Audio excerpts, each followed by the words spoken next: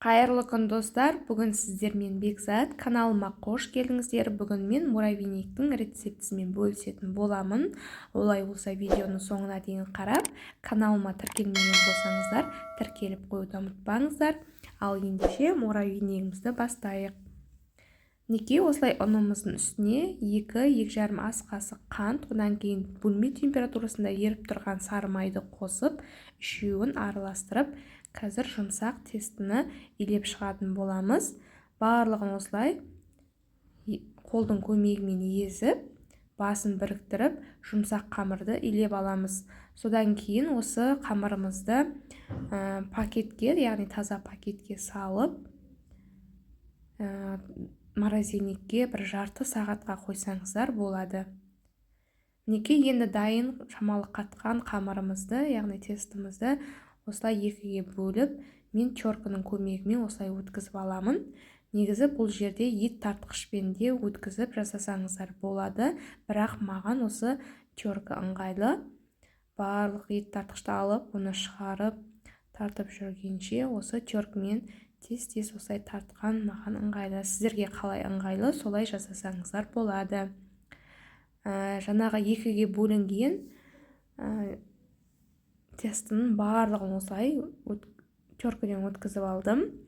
Содан кейін екіге бөліп пісірдім.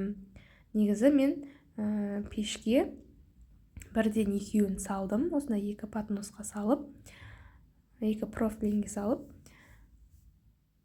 содан кейін 180 градуста 20 минутқа пісіріп алатын боламыз. Мен төменде описание бөліміне барлығын жазып қоямын. Сол жерден қарап алсаңыздар болады.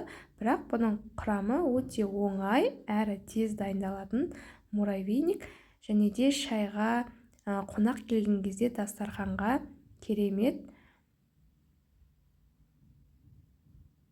Сондықтан жиі жасасаңыздар болады.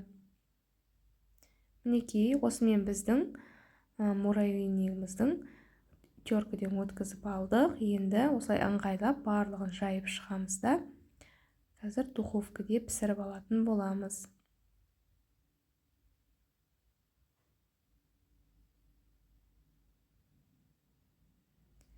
Мінекей, осымен біздің муравейнигіміз 20 минутта духовкада пісіп шықты.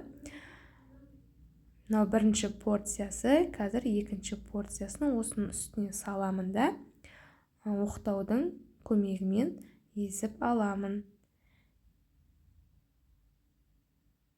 Бұл жерде ыссы негізі, сондықтан мен кішкентай оқтаудың көмегімен ұрғылап, осылай майдалап езіп алдым. Қолдың көмегімен де езіп жатады. Содан кейін бір ас қасықпен осылай мақ қостым. Содан кейін жарты сгущенка салдым. Одан кейін 3-4 қасық қайнатылған осындай вареный сгущенканы салып, барлығын басын біріктіріп, араластырып шықтым. Сонымен біздің муравейнигіміз дайын болды. Енді қазір мен 3 түрлі қылып салып, сіздерге көрсететін боламын.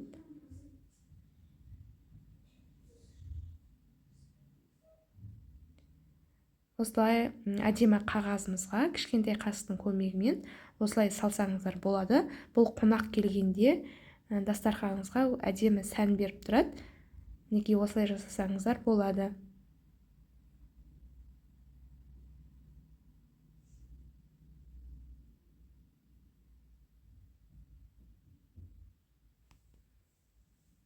Мінекей, осылай бір түрін жасадым. Енді келесі стаканымыздың ішін сулап аламыз да, одан кейін осылай барлығын салып, содан кейін стаканымызды төңкерсек, өзінен өзі түседі, оңай.